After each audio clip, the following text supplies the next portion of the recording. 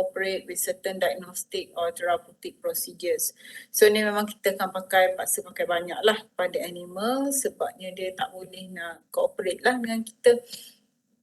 Okay, so veterinary anesthesia ni includes anesthesia of the major species such as dogs, cats, horses, cattle, sheep, goats, pigs, as well as other animals requiring veterinary care such as bird and wildlife. So ni adalah definitions for anesthesia, maksudnya without sensation ataupun insensibility ataupun not feeling produced by agent which depress the activity of nervous tissues either locally or centrally. Ataupun maksud penuhnya ialah total loss of sensation in a body part or the whole body induced by a drug or drug combination that depresses activity of nervous tissue peripherally, local and regional anesthesia or centrally ataupun general anesthesia. So yang ni kita akan masuk lebih dalam lah. So saya akan cerita lebih dalam lah lepas ni. So ni adalah types of anesthesia. So anesthesia ni roughly dia ada 3 jenis iaitu local, regional dengan general. So local ni terbahagi pada 2. Sekejap ya.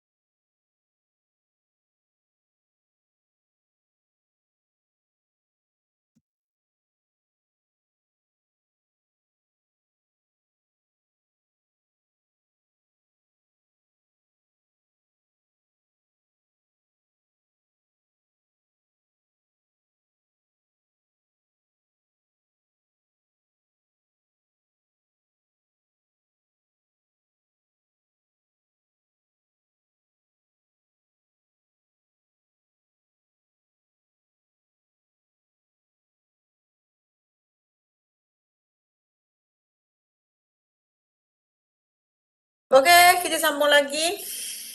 Sekejap, kat mana ni? Okay, anesthesia ni terbagi pada 3. Dia ada local, regional dengan general anesthesia. So local ni biasanya yang paling last lah ceritanya, dia terbagi pada 2, topical dengan infiltration.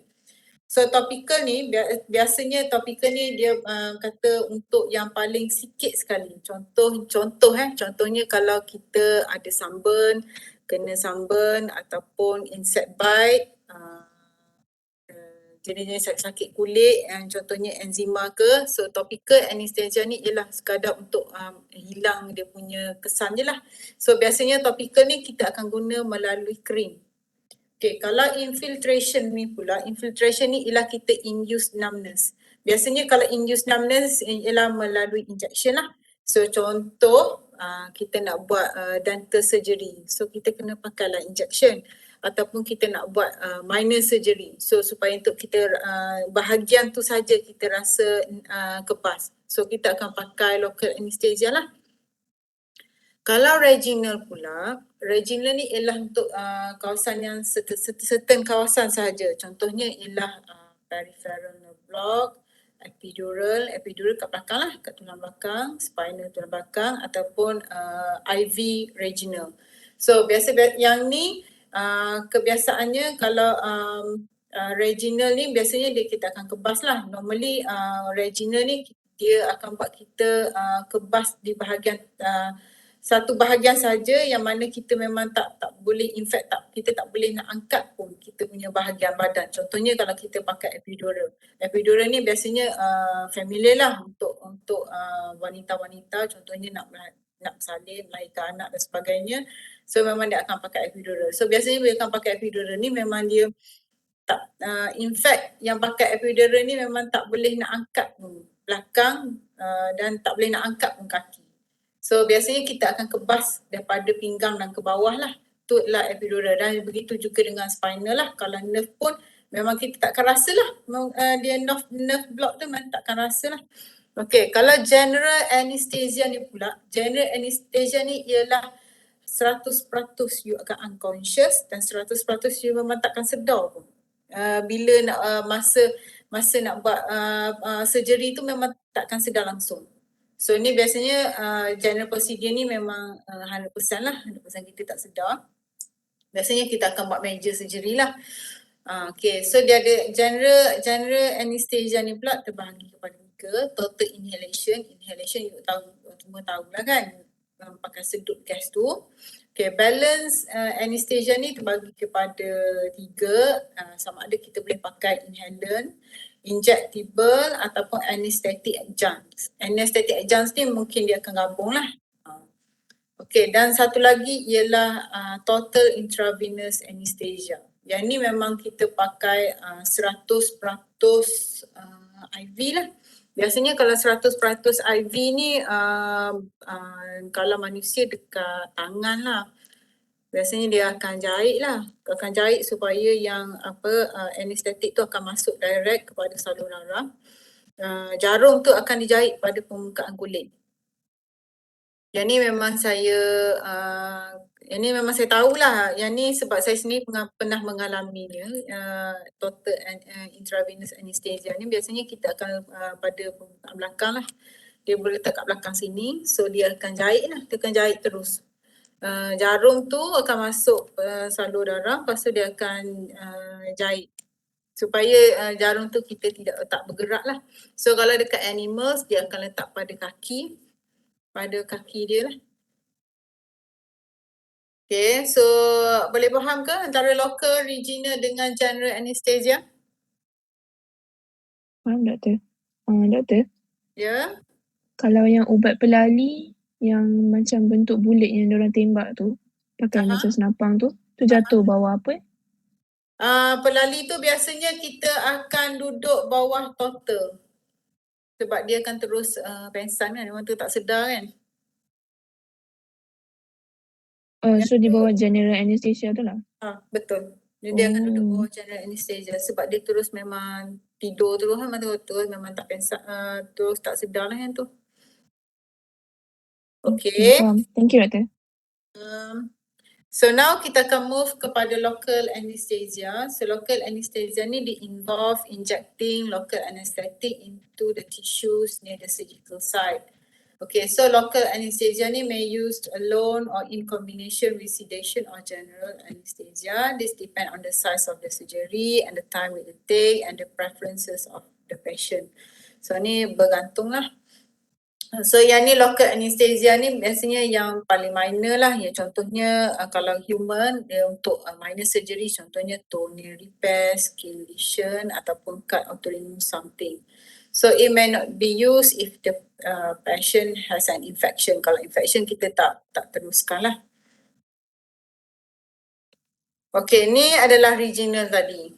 Okay, regional ni ialah involve injecting local anesthetic around major nerve bundles supplying body areas such as thigh, ankle, forearm, hand, shoulder or abdomen. Okay, it may be used on its own or with general anesthesia. Kalau general several tu dia akan gabung dengan mana tadi dia akan gabung dengan ni lah, dengan adjunct lah. Okay, so this depends on the size of the surgery and the time it will take and the preference.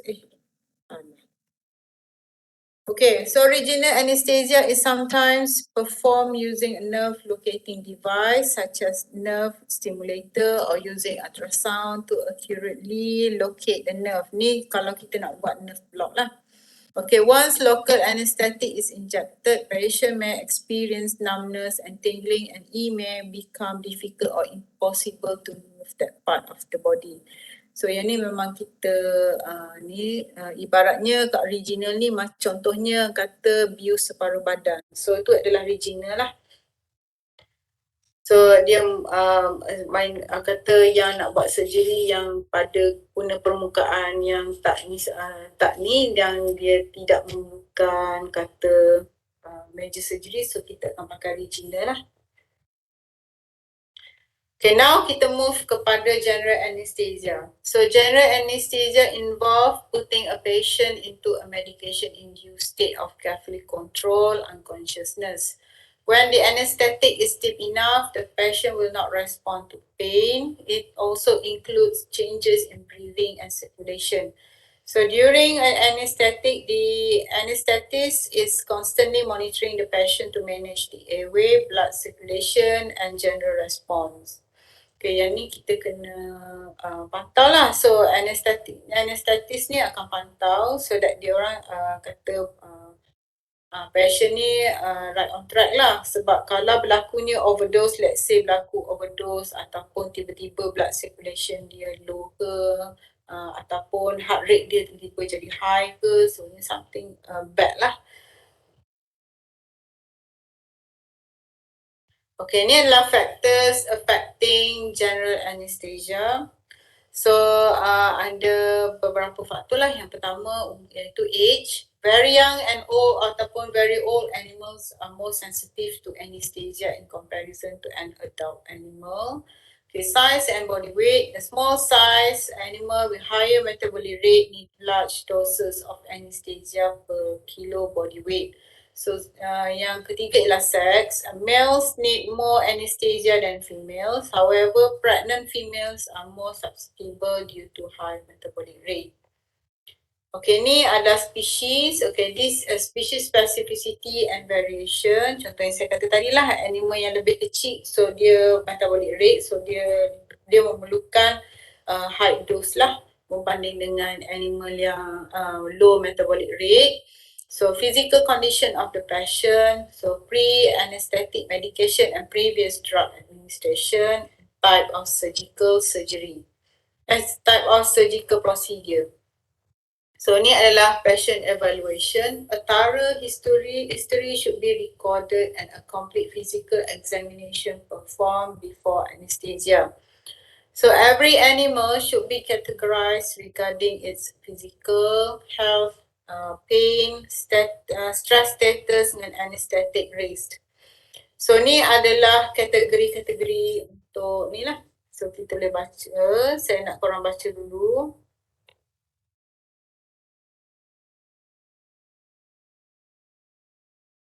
Pada kategori 1 sampai kategori 5.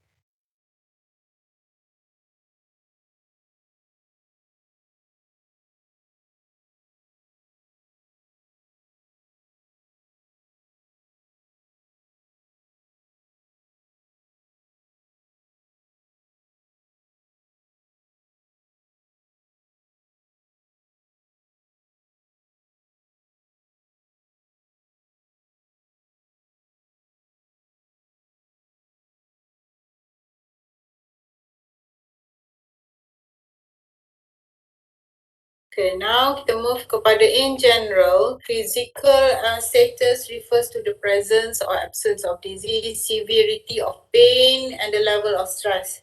Specifically, the term refers to a patient's medical condition, including the degree of pain and stress and the overall efficiency and function of organ systems. So the goal is to determine any deviation from the norm that will affect anesthetic uptake, action, elimination and safety. So physical status is determined by history, inspection, palpation, percussion and auscultation, laboratory determination and special procedures. Okay, now kita move kepada pain. Okay. Pain and the biological responses to it are part of the highly integrated warning system directed toward maintaining homeostasis and preventing further injury.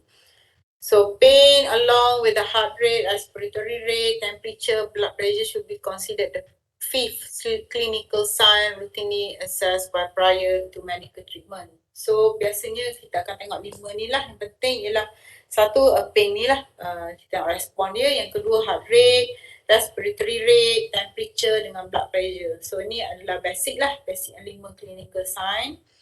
So the pain system includes sensors, neural pathways, and processing centers that are responsible for detecting, transmitting, and activating animals' biological and behavioral responses to harmful events.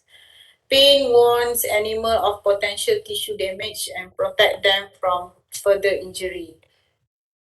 Okay, now kita move kepada distress. So distress is aggregated form of stress. Is present when the biological cause of stress negatively affects the biological function critical to survival. So animal feel pain which affect their physiology, quality of life, and interaction with their environment. So pain normally serve as a protective function by warning animals of real or impending tissue damage, which is commonly referred to as the stress response. So both acute and chronic pain can produce stress. Okay, untreated pain can initiate an extended and potentially destructive series of events characterized by neuroendocrine dysregulation, fatigue, dysphoria, myalgia, abnormal behavior, and altered physical performance. This type of response has been termed the sickness syndrome. So even without a painful stimulus, environmental factors such as loud noise, restraint, or predator can produce a state of anxiety or fear that sensitizes and amplifies the stress response. So more stress is temporary because the stressor is removed.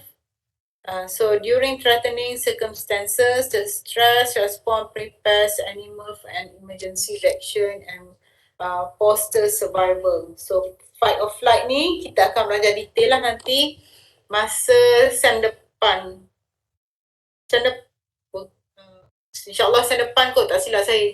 So kita akan masuk kepada animal physiology lah. So kita akan lebih bincang secara detail fight dengan flight dia punya ni. Okay, so ni adalah methods of administration. So biasanya common sekali ialah inhalation. So inhalation ni korang boleh tengok lah gambar yang kanan atas. Okay, IV gambar yang kiri dengan IM. IM ni gambar yang kedua kanan. So less common biasanya secara rectal, oral, nasal ataupun intraperitoneal. Intraperitoneal ni yang injection pada mice ni. Okay, ni adalah stages of general anesthesia. So dia ada 4 stages. Stage yang pertama, disorientation, altered consciousness. Stage 2, excitatory stage, delirium, uncontrolled movement, irregular breathing. Goal is to move through this stage as rapidly as possible. Stage 3, surgical anesthesia, return of regular respiration. And stage 4, which is too deep, essentially an overdose and represents anesthetic crisis. So this is the stage between a respiratory arrest and death due to circulatory collapse. So ni biasa overdose lah. Okay, ni adalah pharmacokinetics of inhaled anesthetic. So amount that reaches the brain, so indicated by oil ataupun gas ratio. So solubility of gas into blood, the lower the blood. So gas ratio, the more anesthetic will arrive at the brain. So ni adalah selection of an anesthetic. So kita tengoklah. Based on kata indikator ni, so kita boleh tahulah berapa banyak yang kita perlu.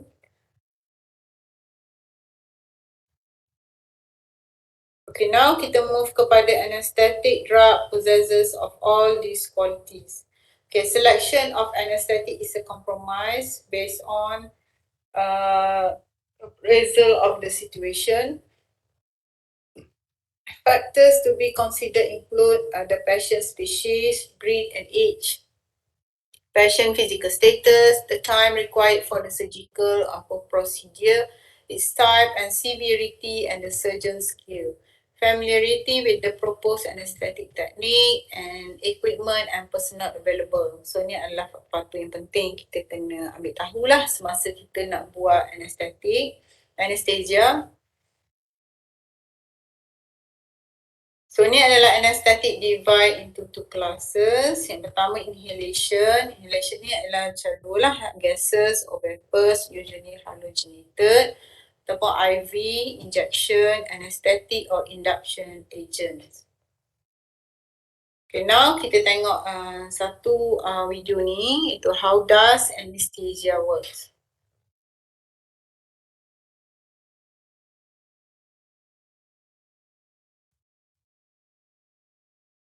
At surgery, you might remember starting to count backwards from 10, 9, 8, and then waking up with the surgery already over before you even got to 5. And it might seem like you were asleep, but you weren't. You were under anesthesia, which is much more complicated. You were unconscious, but you also couldn't move, or memories, or hopefully feel pain.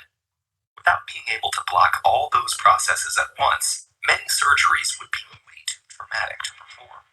Ancient medical texts from Egypt, Asia, and the Middle East all describe early anesthetics containing things like opium poppy, mandrake fruit, and alcohol. Today, anesthesiologists often combine regional, inhalational, and intravenous agents to get the right balance for a surgery. Regional anesthesia blocks pain signals from a specific part of the body from getting to the brain. Pain and other messages travel through the nervous system as electrical impulses. Regional anesthetics work by setting up an electrical barricade. They bind to the proteins in neurons' cell membranes that let charged particles in and out and lock out positively charged particles. One compound that does this is cocaine, whose pain-killing effects were discovered by accident when an ophthalmology intern got some on his tongue. It's still occasionally used as an anesthetic, but many of the more common regional anesthetics have a similar chemical structure and work the same way. But for major surgeries where you need to be unconscious, you'll want something that acts on the entire nervous system, including the brain. That's what inhalational anesthetics do. In Western medicine, diethyl ether was the first common one. It was best known as a recreational drug until doctors started to realize that people sometimes didn't notice injuries they received under the influence. In the 1840s, they started sedating patients with ether during dental extractions and surgeries. Nitrous oxide became popular in the decades that followed and is still used today, although ether derivatives like sevoflurane are more common. Inhalational anesthesia is usually supplemented with intravenous anesthesia, which was developed in the 1870s.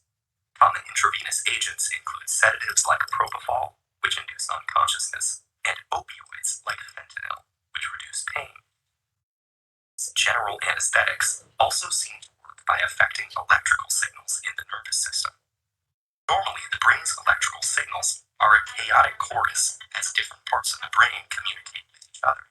That connectivity keeps you awake and aware. But as someone becomes anesthetized, those signals become calmer and more organized, suggesting that different parts of the brain aren't talking to each other anymore. There's a lot we still don't know about exactly how this happens. Several common anesthetics bind to the GABA receptor in the brain's neurons. They hold the gateway open, letting negatively charged particles flow into the cell.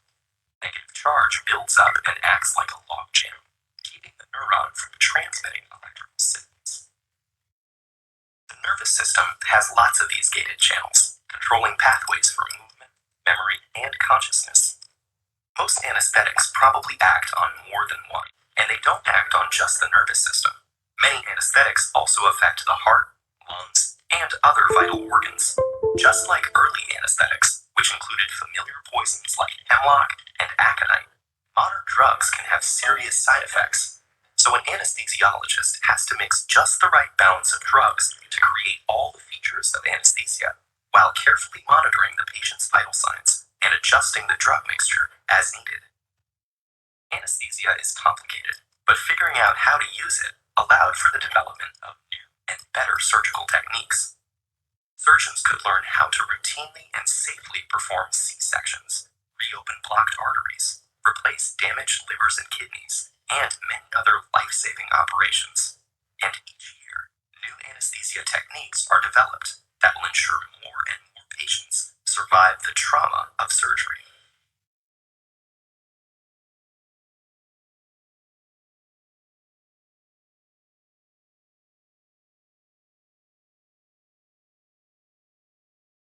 Okey, yang ni saya ada juga letak link. Saya tampal link dekat kelip in case kalau korang nak tengok balik lah, sebab dalam dah kata dalam kelip dan cenok kita tak boleh nak masukkan sekali video sebab berat saiz dia. So saya letak link lah. So now kita tengok video satu lagi iaitu general anesthesia. Your pet is unwell. They may need diagnostic investigations, surgery, or other procedures to find out what is causing their symptoms and to provide treatment. Most tests and procedures need to be performed when the patient is unconscious, so they don't move or feel pain. To achieve this, patients are given a general anesthetic. Before your pet has their general anesthetic, it is important that their stomach is as empty as possible. This reduces the chances of them inhaling some of their stomach contents. In general, pets can be given their evening meal as usual, but must not have breakfast on the day of their procedure. This advice may be different for some patients, for example, in very young animals, very small animals, or those with diabetes. Your pet can drink water whenever they like during the day of their hospital visit. If your pet routinely takes medication, please let your vet know. They'll advise you whether to give this as normal before the procedure or not. Our specialist team of veterinary anaesthetists and anaesthesia nurses follow a thorough process to ensure all patients are kept as safe as possible. This process begins by reviewing the patient's medical history and performing a pre-anaesthetic examination, which may include blood tests. The anaesthetist then creates an anaesthetic plan, which is tailored to your pet's needs. This plan takes into consideration factors like your pet's size, age, breed, the reason for the general anaesthetic, and if they have any pre-existing medical conditions. Safety is a key component of anaesthesia. Having a tailored anaesthetic plan combined with constant monitoring by our specialist anaesthesia team helps to reduce the associated risks whilst providing adequate pain relief. To prepare your pet for their procedure, a small patch is shaved on their leg, and an intravenous, known as an IV, catheter is placed. This catheter allows the vets and nurses to administer medications and fluids. Your pet is first given a pre-medication. This helps to relax them, provides pain relief, and reduces the dose of anaesthetic drugs required for their procedure. The next stage in the process is called induction. This is when the general anaesthetic drug is administered.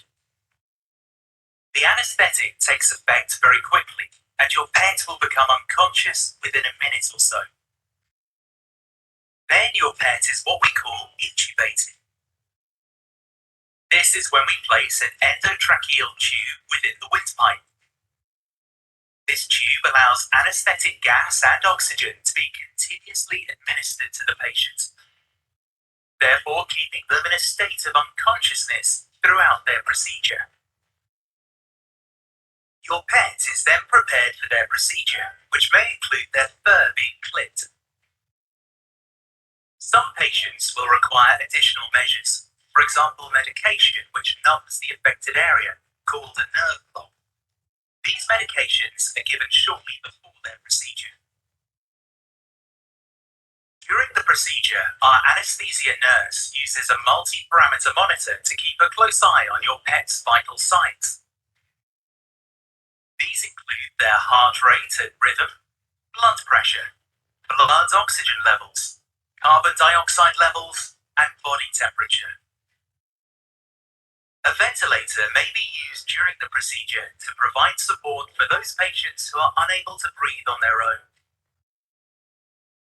Once the procedure is finished, the anesthetic gas and oxygen are turned off. The endotracheal tube is carefully removed, and our anesthesia nurse continues to monitor the patient's vital signs as they wake up. Patients lose some of their body temperature during a general anesthetic, so they're kept warm with hot air mattresses and blankets, both during the procedure and whilst they recover. Recovery is a critical time, and so our nursing team continues to monitor the patient once they're back in their pen.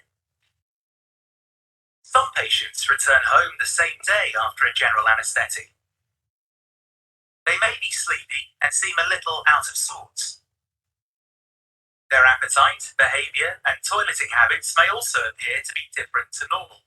This is common and will pass in a couple of days. To help your pet's recovery at home, keep them in a quiet room and use blankets to provide warmth and comfort. Your pet may experience a little vomiting or diarrhea and may have a slight cough after their procedure. If these symptoms continue past a few days, or if you spot any other cause for concern, please contact your vet.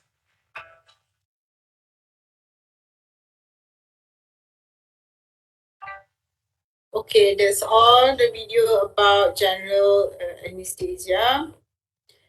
Okay, that's all for now. So ada apa-apa nak tanya?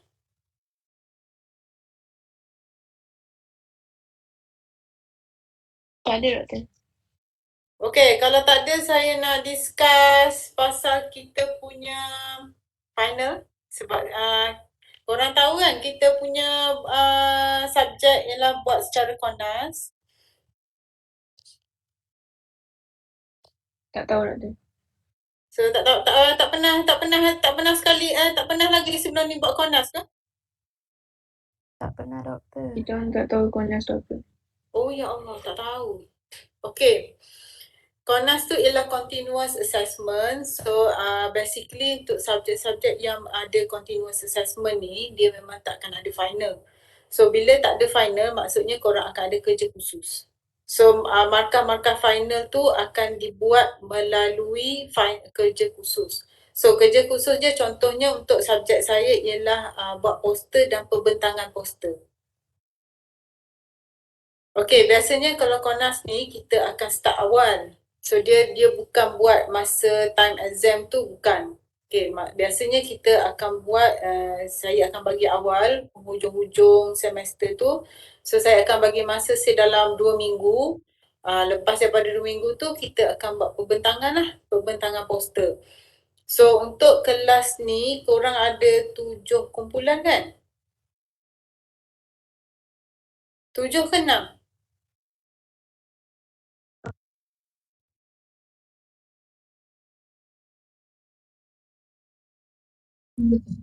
Tak ingat dah kumpulan.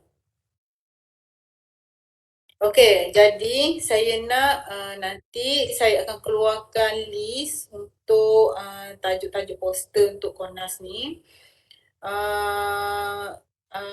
So saya akan bagi masa dalam masa 2 minggu, korang siapkan poster ni. So kita akan buat presentation lah 2 minggu nanti, insyaAllah dalam minggu ketiga bulan ni lah, so kita akan buat presentation. Biasanya kalau KONAS ni dia markah dia sama je macam final, iaitu contribute to 40%, poster 30%, presentation 10%. So accumulate jadi 40% lah. So basically biasanya presentation tu mesti semua orang kena involve lah, sebab saya kena evaluate untuk setiap orang kan. So dia tak boleh seorang wakil ke, tak boleh lah sebab semua orang kena involve masa presentation tu. So nanti saya akan keluarkan tajuk dekat klip, so korang boleh pilih lah, korang boleh pilih kerana korang boleh discuss lah sama sendiri dan make sure tajuk tu tak redundant lah.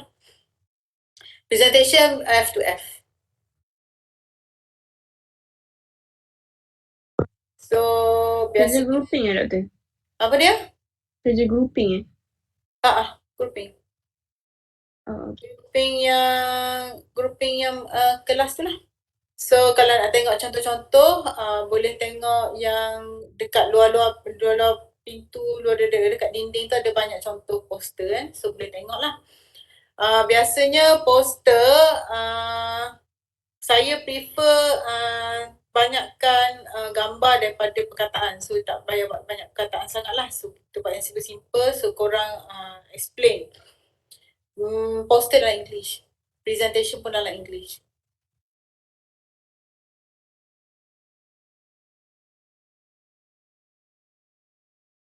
So, okay. So, nanti saya akan bagi tajuk. Lepas ni saya akan masukkan tajuk terus dekat klip. So, korang boleh pilih dan korang boleh ni lah. Lepas tu nanti Irfan buat satu list tajuk apa-apa kumpulan mana-mana. So, senang saya keep track lah. Besok punya ladang insyaAllah kita memang ada lah besok. So saya memang akan kosongkan masa saya memang untuk pergi ladang. Saya fikir-fikirlah kan, besok sepatutnya korang buat timbang. Belajar timbang anak kambing dengan anak biri-biri. So kita akan tengoklah, kita akan ambil beberapa ekor kambing jantan, anak jantan dengan beberapa ekor anak betina. So kita akan buat simple statistical analysis. So saya akan ajarlah. Okay. Kita combine praktikal nak. Saya nak buat satu lagi praktikal. So that saya takut minggu depan saya tak free ke, ataupun kalau ada masa free saya tambah satu lagi praktikal. Jadi 6. Boleh kan? Sebabnya sikit sangat lah kalau 5 tu, sebab biasanya kalau kelas saya biasa 7 praktikal. Baru saya rasa lega. Kalau 5 tu macam sikit sangat. So kalau sempat kita tambah satu lagi. Presentation by group tapi markah individual lah kan? Ya, betul.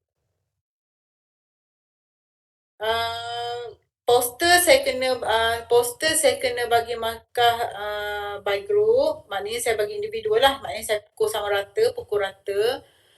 Kalau present nanti baru saya bagi markah lain-lain. So make sure lah korang kerja sama-sama, tak ada yang ahli tidur, tak ada yang ahli semata-mata, tak adalah. Make sure semua kena contribute lah dalam kumpulan. So kalau tak ada apa-apa, kita jumpa pagi besok lah pula. Bas macam biasa pukul 8.30 tunggu dekat foyer. Kita bertolak 8.30. Okay doktor. Okay, kalau wondering saya, mana lagi 6 orang? 6 orang ni tak tahu kelas ke? Kita ada kelas hari ni? Mana pergi 6 orang lagi ni?